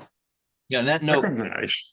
Bruce, too, we had a discussion with Kevin Zavoy, who from DEP, and he's not the one that would give us what I'm looking for is a standardization of a identification card for our harbor masters. So the person that I have to contact, and I know she's avoiding me for reasons I won't go into, avoiding me is Mary Beth Hart. She's the one that's in charge of the harbor master program for the DEP, and is the one that would be responsible for getting us some sort of identification cards for standardized identification cards for the state harbor masters. So thank you. And just one other thing, Amelia, if you're listening, thank you for all you do. I really appreciate it. Amelia is really she's the stone wall. I'm always happy to help. Thank you. She's the pillar of the harbor master. Been called a stone wall. So for the record, She she's is the pillar for the harbor master. I don't know what that means. She always got my back. She's got my back. She's your right hand person. That's why we call you Lefty. She is. That's it. That's my report for this year. Thanks, Bruce. Appreciate it. Jeff is not with us. Skip that. Mr. Bartish, Shellfish is not with us, so we'll move right on to mooring and harbor safety. Mr. Mangles. Well, thank you, and happy holidays to all. And I will also say that that Amelia is a lifesaver. I'll tell you. Never says no, always answers the phone, always. So as Bruce, as the harbor master mentioned, we had a pretty good year this year. You know, with the relocation of some of the transient moorings out to Sheffield Island. That doesn't go over very well when our moorings are full, our transient moorings are full. And I say, well, you can go out there. And they're like, no way, we're not doing that. So the plan is to bring more moorings closer into the inner harbor, and we'll do that. And I'll be working on numbers to replace some of the buoys to make it easier to identify and to keep the lines dry and out of the water. So some of the can type, not the ball type buoys. So we'll do that. We did get the Boater's Choice Award for 2023, so that was good, and that wasn't anything that I did, that's for sure. It was a group effort, and not just the harbor master, but Amelia and Recreation and Parks. I'll tell you, it was just seamless the way that worked. Any request that I had, Recreation and Parks was there to fulfill that request. Never said no. Just fantastic to work with. So we're going to continue to work with Recreation and Parks and see if we can get a line into the boathouse over there, so that the person, whoever's there, knows who is coming in for transient moorings, and so we'll do that. So we'll be working with the harbor master for another put in a few more moorings on the inner harbor.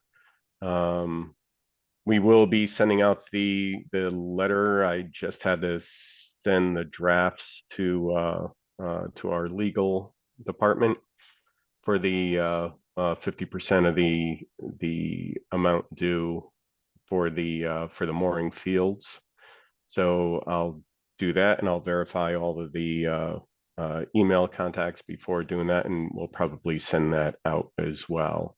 And as the harbor master said, we're going to review the rules and regulations for anchoring and mooring in the Norwalk Harbor.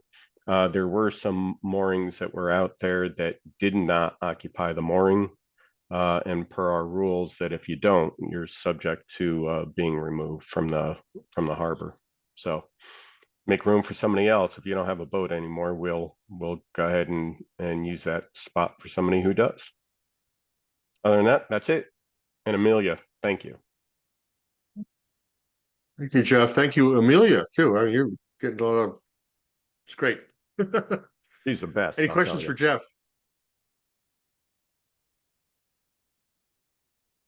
I see Mr. Stedman has joined the. Can I ask to go Sure. now? I have to jump off at 8 because I have the kids tonight, which is Okay, sure. You go ahead, Chris. We're pushing 2 hours here already, or an hour and a half. So so for what do we call it? Plans recommendations.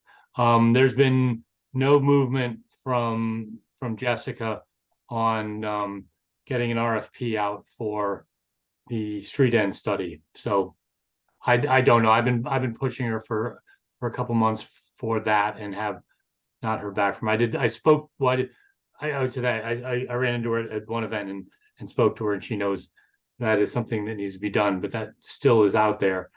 So I'll leave that to the side. As far as the treasurer's report, we submitted the grant application for 24-25, and what just to in doing that, the city runs July 1st to July 1st budget, and we'd always sort of done our budgets on an annual basis. So our expenditures weren't lining up with, when the city was giving us the grants, that kind of thing. So I've redone our budget so that at least in terms of how we report to the city, so that it is a July 1st to a July 1st report. So what that means is we, and I'll try to have I'm not going to put any numbers up now, but I think what we should look at this point is what's left in for the 23-24 budget, which we put in $12,000 for new transient moorings last year, and spent 10% of that in 2023. So there is a good deal, and there's more money, and we also put in for more money for 24-25, which technically is our money starting July 1st. So I want to say we have about $10,000 in the budget now for transient moorings. So by all means, start planning that. We'll look at exactly how much we have. We have a good bit in there for maintenance of the harbor master vessel, both the expenses and maintenance. Expenses is more gas and stuff like that. Maintenance, winter storage, whatever we need to do to get another year out of this boat here, and we can talk about grants or city budgeting or our budgeting for that. I mean, I think the transient moorings, even with the initial fees for Dockwah and stuff like that, we broke even on the transient moorings, and that was only really having that up for not even the whole season. So that's only going to get better. So great work for everybody who's contributed to that. And we also talked about the compensation for the harbor master. So I think that's another discussion, and maybe we'll bring that up next meeting, Alan, because that's a whole nother thing. I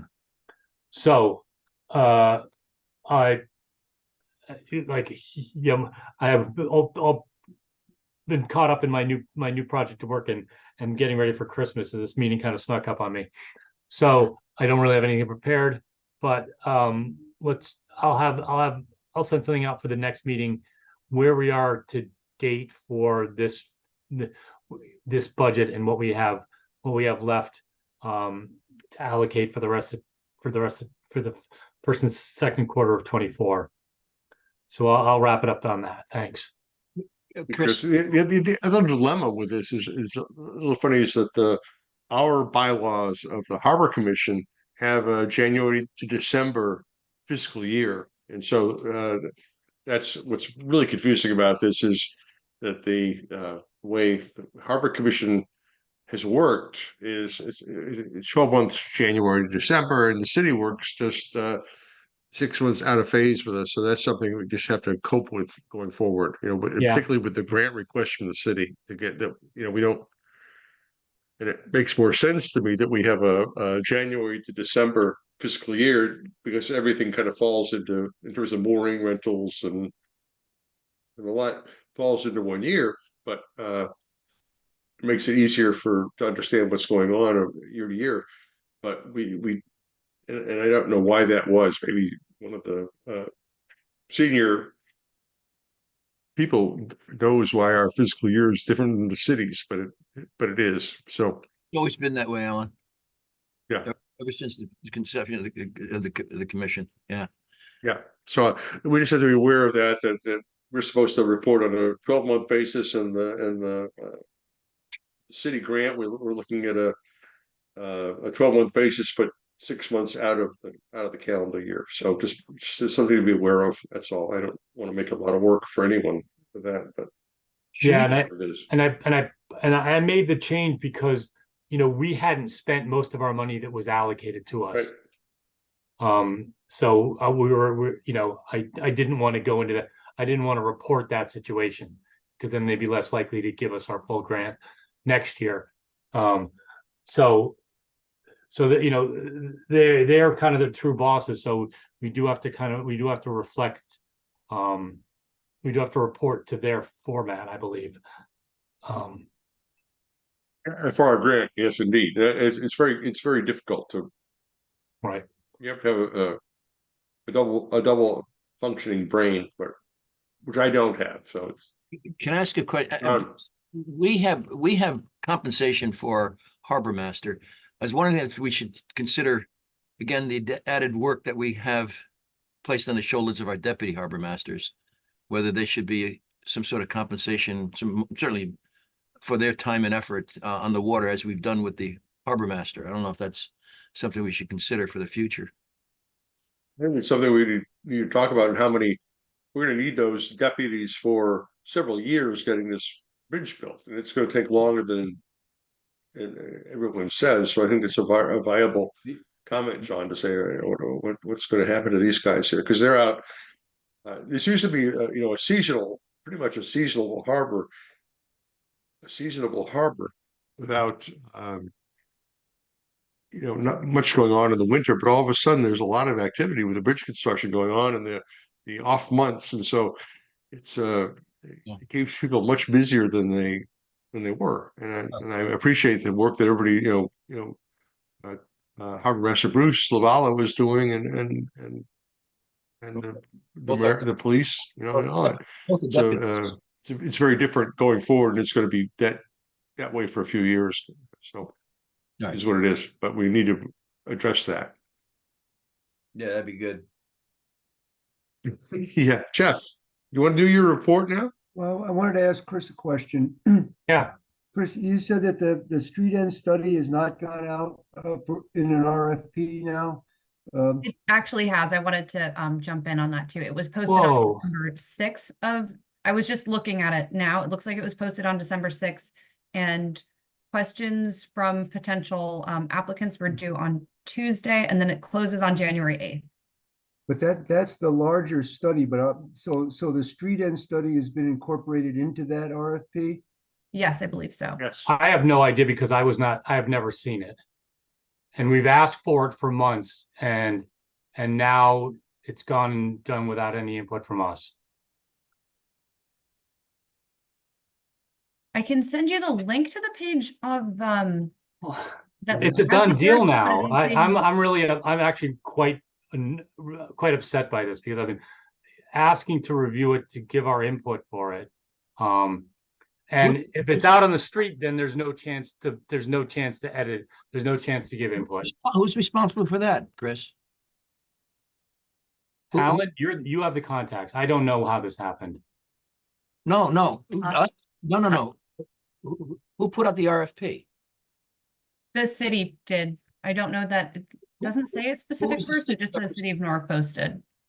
There's It It talks usually goes about through the purchasing Economic department. Development Department is the, I guess on the website that I saw. Are they working in a vacuum or what? What's the story here? I don't think they are. I don't want to go down that path. I think what happens is that the chores on the RFP are pretty vast. I mean, they talk about everything from here to there, and I don't know what firm would take that on. And I think that's this is out for a testing of the water to see what we get back from, in terms of proposals of who's wants to do what, because I think it's a huge kit of work that is in that request.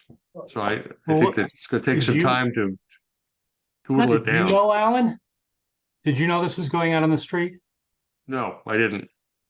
And have you seen it? Yeah, so you didn't see it.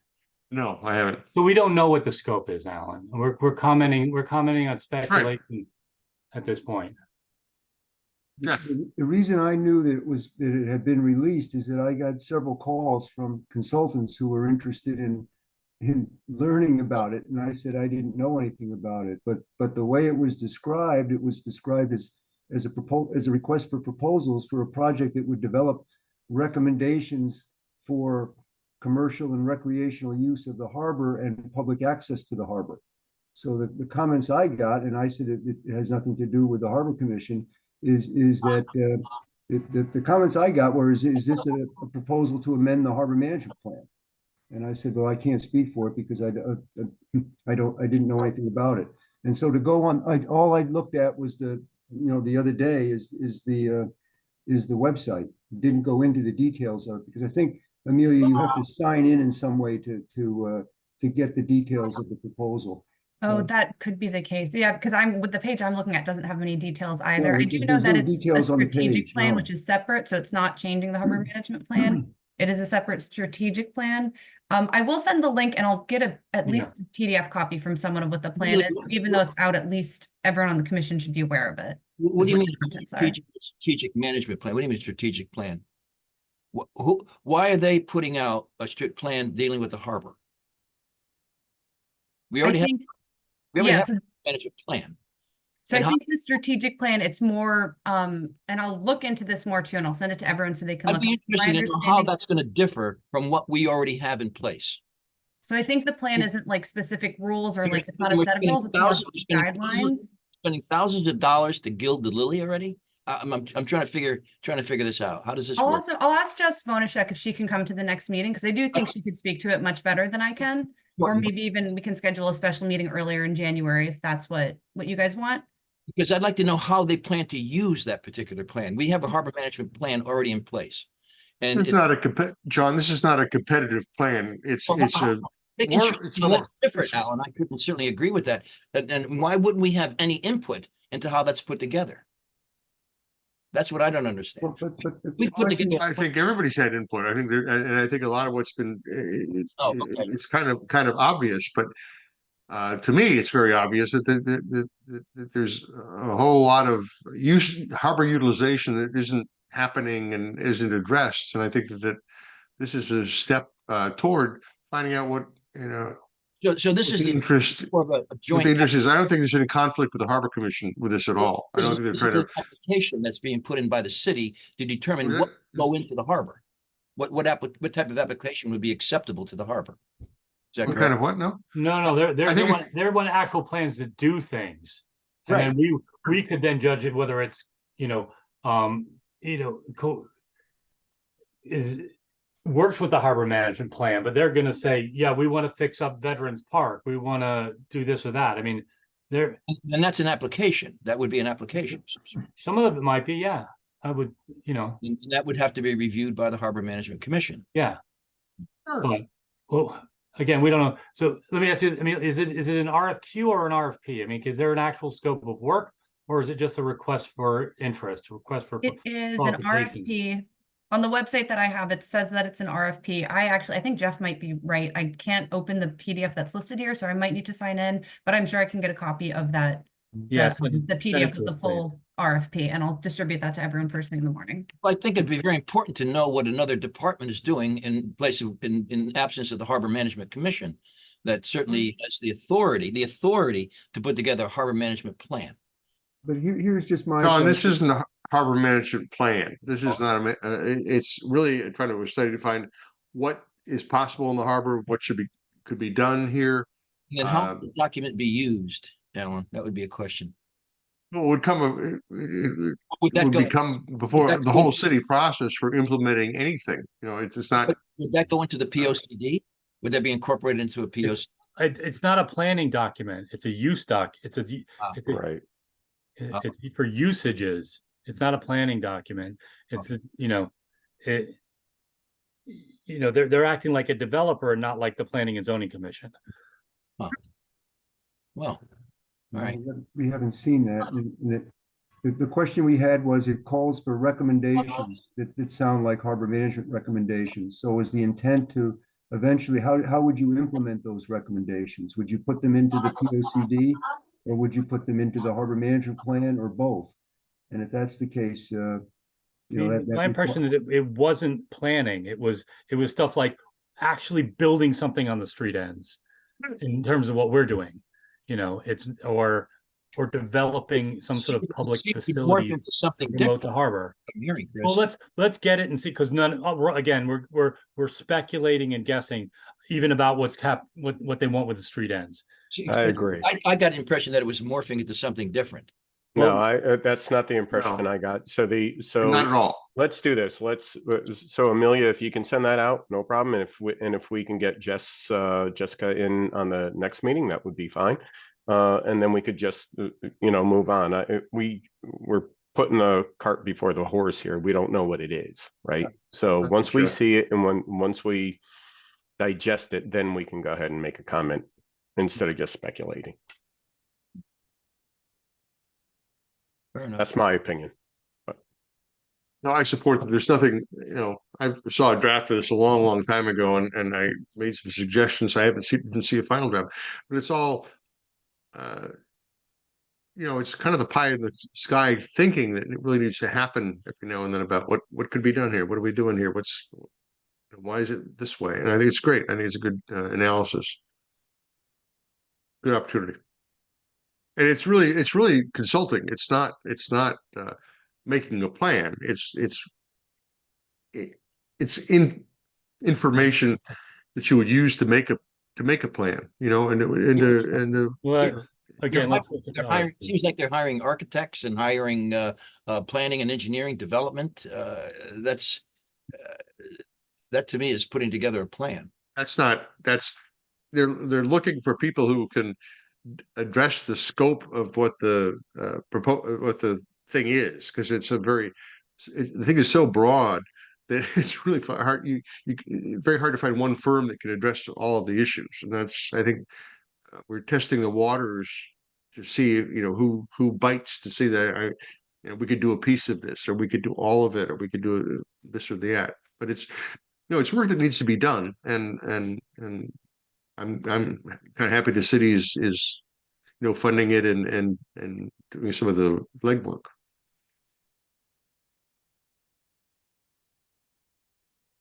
Right.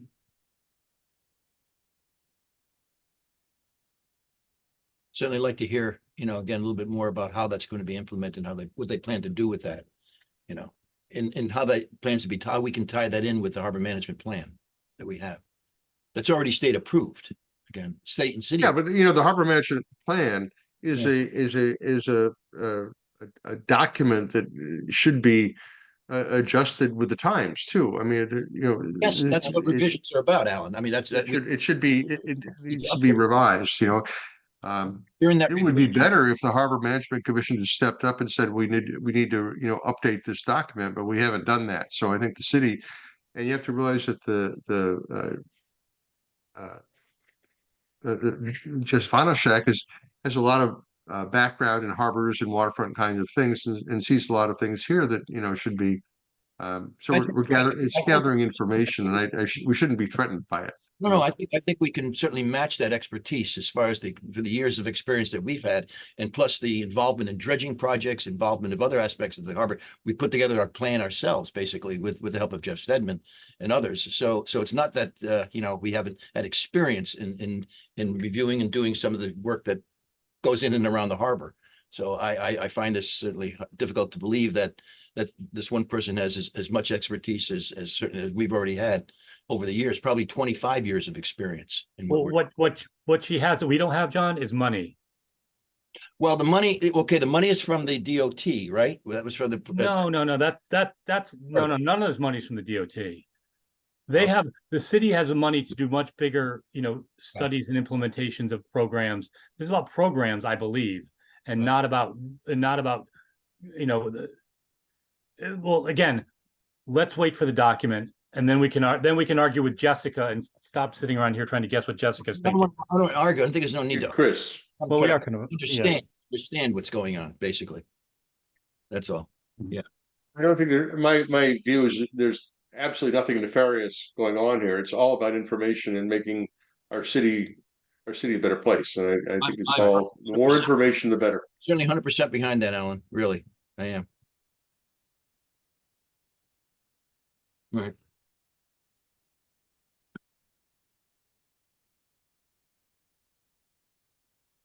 So now we're down to the newsletter. I guess if we've talked that out, right? Yeah. Hey everyone. What was hey, there he is. Hi. Hey, what was a seemingly simple ask, which was to put out a newsletter, has become this kind of year-long behemoth. So very grateful to Chris White, Commissioner White, for stepping up and really kind of taking the reins on this. We, as I understand it, have a final document in your inbox, Chairman. As I understand it, we're ready to go with the kind of revamped version of the newsletter. So really happy about that. Chris has been big in filling a void that I've left. I've had zero time as of late. I've even missed a few of these meetings, and so need to find a way to recommit to the commission in 2024. So I'll be happy to do that. And with that will be, kind of the regular updates on social media, Facebook, talking about all this great work that you all are doing here. So again, more talk. Eventually there will be a printed newsletter, and then you'll see me, beaming from ear to ear. So thank you again for the patience. Chris has been huge with kind of stepping up, and he is, quite frankly, just much better at this than I am. He's really good at this stuff. So that's the newsletter update. You mentioned oysters, so I'll just take 30 seconds here. I know we're running really late. Have not let my lack of bandwidth get in the way of the oyster trail. It is moving along. I have chatted with stakeholders, got additional folks on board, additional restaurants open to the restaurant side of things. So there will be additional movement in the new year. We have the tough side, which I'll connect with you again, Jeff Stedman on, is the Connecticut Sea Grant. The Yukon Extension runs a oyster farming class out of Avery Point. And so they seem to be very interested. And again, their oyster plan singles out Veterans Park. They haven't been very responsive to me. So I'd like maybe to use you, Jeff, if that's okay, to kind of figure out how to get them to respond. So more to come on the oyster trail. Very happy that everybody dove into big plates of oysters. I was sorry to miss our get together with the our colleague commission, and that's it out of me. Thank you, Mike. Really appreciate it. Mike, I'm going to ask you, Yep. have you been down to, where Magic 5 is, right where the East North train station? Yeah, I live right here. Oh, right okay. there. You Yeah. see the wall that they have put up, that little petition? I love that wall. I Oh, love that. that should be your Yeah. starting photograph, basically, right there. John, that sounds good to me. So there's also a company in that row, right Yeah. adjacent or right across from the train station that I take every morning on my way to work. There is a company, it's basically devoted, I forgot the name of it, devoted to sending oysters out to catering events in Fairfield County. It's like a dream job. That's all they do. So it's just this little kind of oyster I think they hotspot. have three huge panels, I guess, of a petition of all encased oysters encased in the screening. That was very nice. Yeah. Thanks, that's- John. Yeah, you got to see that. It's quite impressive. Yeah.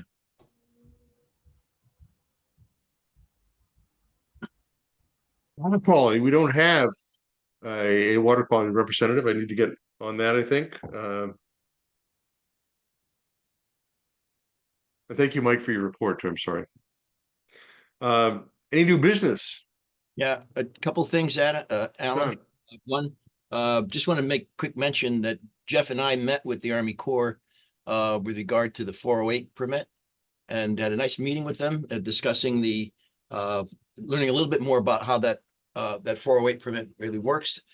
Jeff will probably be putting together a slight summary, which is going to be shared not only with our commission, but all the commissions in and around, around Connecticut, from Stonington to Greenwich, because many of them have projects dealing with the Army Corps that work in, that deal with the, the federal navigation projects in Anchorage areas, et cetera. So it's going to be important how we as a commission could possibly be a non-federal, I think it's called a non-federal sponsor for the project, so that the Army Corps would require acknowledgement from that, no objection of a project moving forward from the Harbor Commission on any 408 permit. So that has to be put together. I think I made the right comment on that too. I don't know if Jeff was there. We met with member of the Army Corps. I forgot. Christina Como. Christina Como, that's right. Yeah, I met with her. And then one other comment with regard to what the Connecticut Harbor Management Association is doing with regard to changing the legislation that went forward regarding commission's responsibility of reviewing applications. There's a sort of a movement that we have so far with several other commissions and representatives from those local towns to help support and changing over that court edict. So we need to have this presented to the representatives in the state to have this overturned. Hopefully we can get this turned over, that we now have responsibility to review applications coming from the state. So I might mention, John, Sorry to interrupt. I gotta jump off. Thanks, everybody. Thank you, Have Chris. a, Have a great holiday, will you? Happy holidays, Chris. Happy holidays. Thank you, Chris, for all your help. Yeah, thank you. Bye-bye. John, I was late for the meeting tonight because we were discussing the possibility of new legislation this session, and the former legislator from Greenwich has not been able to discuss this with the governor to date. And now we have the holiday period. So I don't know, we're going to have to figure out how best to move this forward. well, if we have representation from each one of the local commissions, Yeah. With their local representatives, I think that sort of push would add some weight behind that. And then I had one other topic I might mention, not to belabor the meeting, talking about new business. Might, excuse me, might be of interest. You know, we had the court case in Greenwich that resulted in a sort of a loss of Harbor Management Commission authorities with respect to state permits. But there's another case now in Superior Court in Stamford, and it concerns the Harbor Management Commissions. And in this case involves not a state permit application, but a coastal site plan review, a municipal approval. So in this instance, the Stamford Harbor Management Commission, I think, did an excellent job in reviewing a referral from the Land Use Bureau in Stamford for a project on the waterfront or on the shoreline. And it involved the new development, a residential development, affected an existing public access right-of-way. And the neighbors all objected to this particular project. The applicant, of course, said that they recognize the neighbors have deeded rights for access, but they didn't feel that those rights affected what the property owner could do on the right-of-way, because the property owner owns the right-of-way. So the Harbor Commission, in the only decision it could make after several months of review, determined that it could not make a favorable recommendation on this proposal, and then pass that finding on to the zoning board. And that required the zoning board to have a 2/3 vote in order to approve the project, which it could not get. And therefore the project was denied.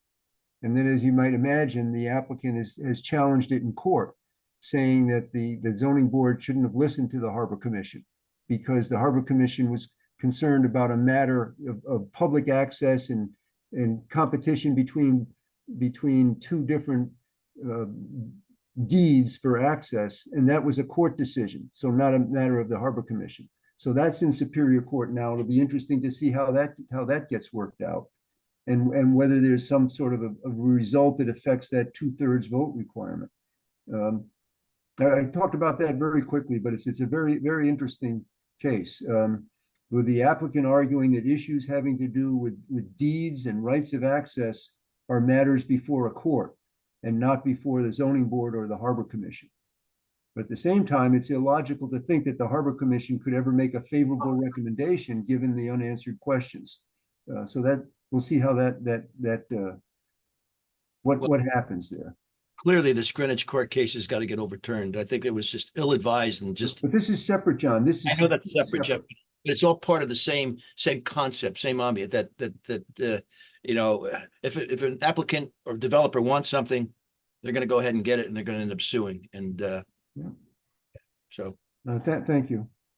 You guys, thank you both. Is there any new business? Speak now or forever hold your peace. For this month. Hey, everybody have a wonderful, wonderful, wonderful holiday and a break from of routine and a time with family and on. And it's just I just enjoy this group so much. So, you know, thank you so much for being here. Best for the Christmas holidays for everybody, and have a wonderful, wonderful, wonderful new year.